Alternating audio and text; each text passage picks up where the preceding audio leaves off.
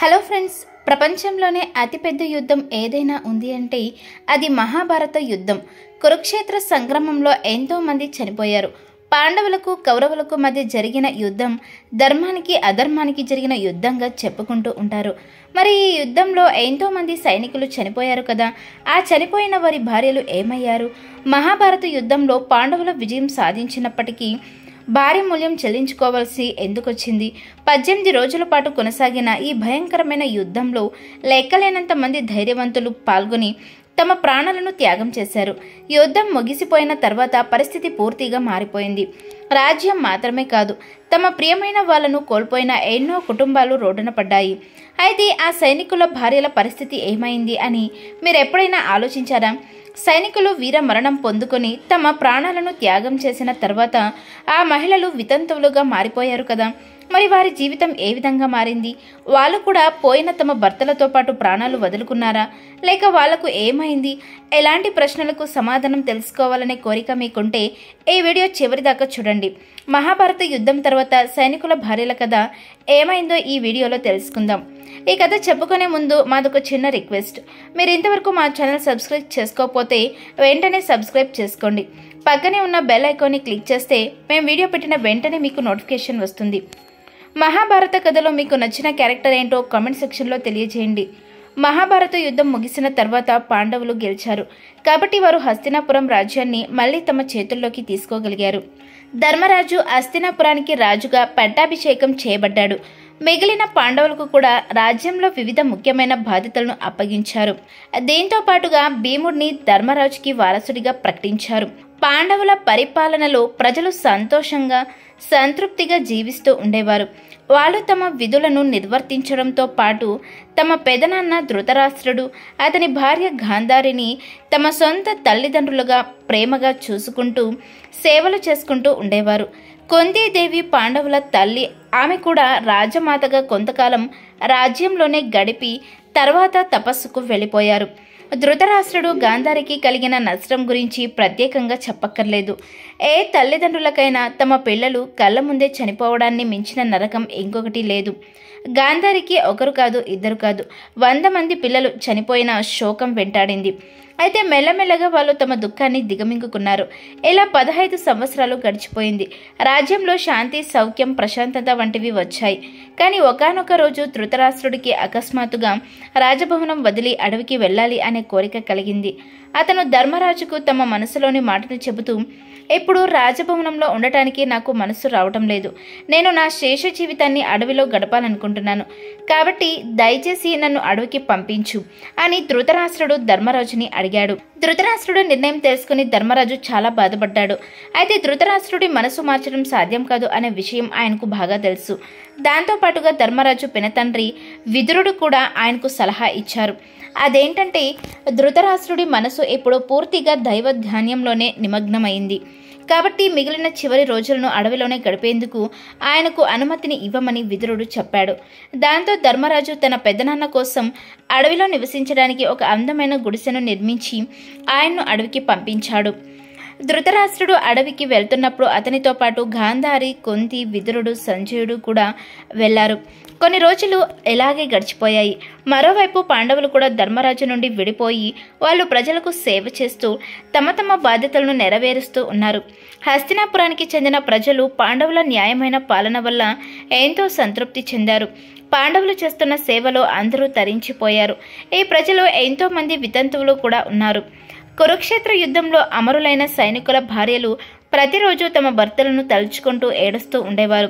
ధర్మరాజు ఎంత ప్రయత్నించినా సరే వాళ్ళ బాధను తగ్గించలేకపోయాడు. అతను కూడా తన దగ్గర బంధువులు, తనకు ఎంతో ఇష్టమైన వాళ్ళను యుద్ధ భూమిలో తన కళ్ళ ముందే చనిపోవడాన్ని స్వయంగా చూశాడు. కాలం ఇలా మెల్లగా గడిచిపోతుంది.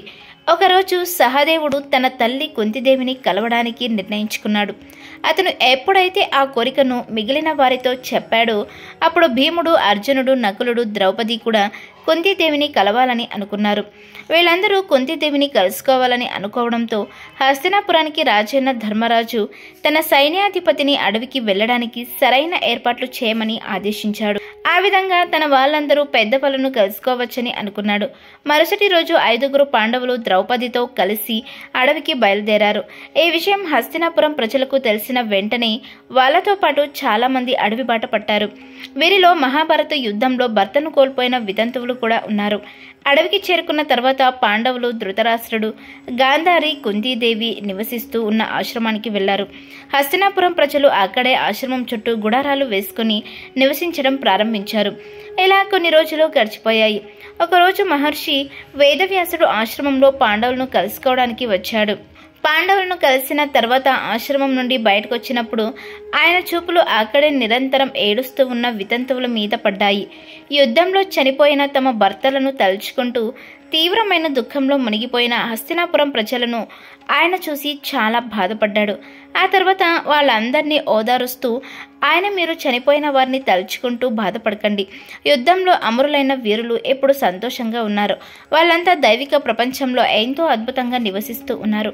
కాబట్టి మీరు వాళ్ళు చనిపోయిన విషయాన్ని పదే పదే తలుచుకుంటూ బాధపడుతూ ఉంటే అక్కడ వాళ్ళు కూడా దుఃఖంలో ఉండిపోతారు అని ఎన్నో విధాల నచ్చ చెప్పడానికి ప్రయత్నించాడు వేదవ్యాసుడు.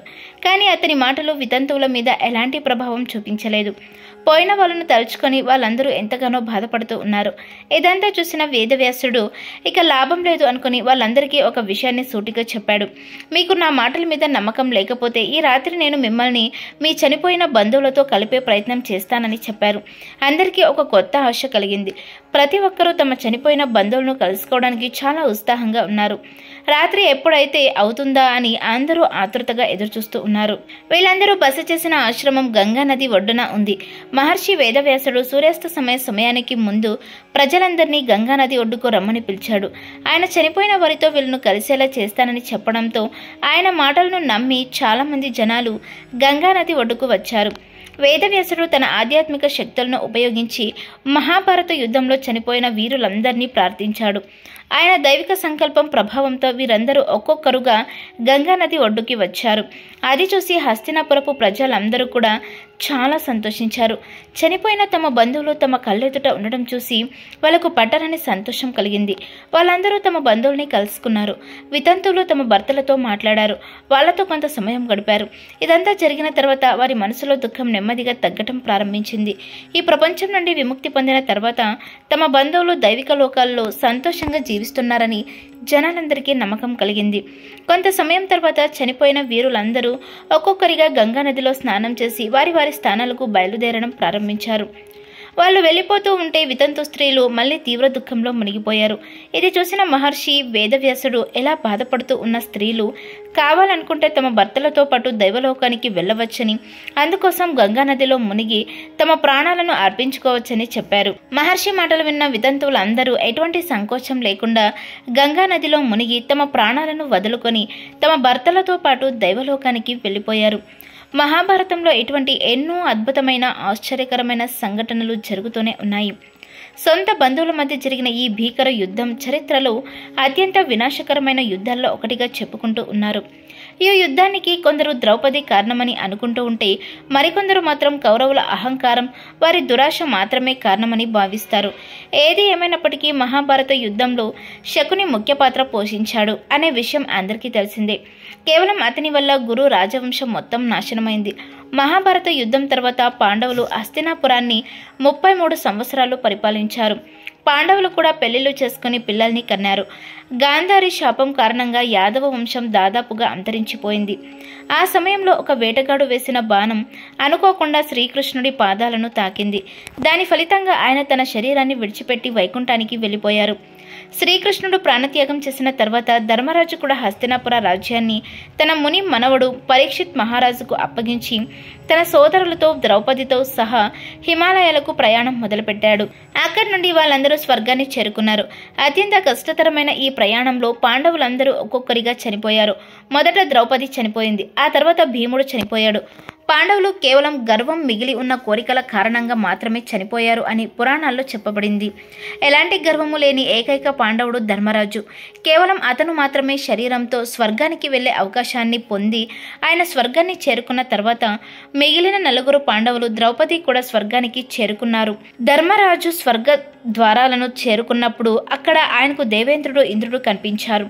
ఇంద్రుడితో ధర్మరాజు, నా నలుగురు తమ్ముళ్ళు, నా భార్య ద్రౌపది నాతో పాటు చేసిన ప్రయాణంలో పడి ప్రాణాలు కోల్పోయారని, దయచేసి వాళ్ళను కూడా స్వర్గానికి తీసుకురమ్మని వేడుకున్నాడు. ఇప్పుడు ఇంద్రుడు, ఇంతకు ముందే నీ తమ్ముళ్ళు, నీ భార్య తమ శరీరాలను విడిచిపెట్టి స్వర్గానికి చేరుకున్నారని చెప్పాడు. అది విని ధర్మరాజు చాలా సంతోషించాడు. అయితే ఇక్కడ మరొక విషయం మనం చెప్పుకోవాలి. శరీరంతో పాటు స్వర్గానికి చేరుకునే అవకాశం ధర్మరాజు పొందుకున్నప్పటికీ అతను స్వర్గాన్ని విడిచిపెట్టవలసి వచ్చింది. ధర్మరాజును నరకానికి తీసుకెళ్లారు యమభటులు. ఎందుకంటే మహాభారత యుద్ధ సమయంలో ఆచార్య ద్రోణుడు పాండవ సైన్యాన్ని ఓడిస్తూ ఉన్న సమయంలో ఆయన్ని ఓడించడానికి ధర్మరాజు అశ్వత్థామ చనిపోయాడని అబద్ధం చెప్పాడు. ఈ వార్తతో దిగులు చెందిన ద్రోణుడు పాండవులకు లొంగిపోయి ద్రౌపది తమ్ముడి చేతిలో చనిపోయాడు. అందుకని ధర్మరాజు కొంతకాలం వరకు నరకానికి వెళ్లాల్సి వచ్చింది. ఈ వీడియో మీద మీ అభిప్రాయాన్ని కామెంట్ సెక్షన్లో తెలియజేయండి. Thanks for watching.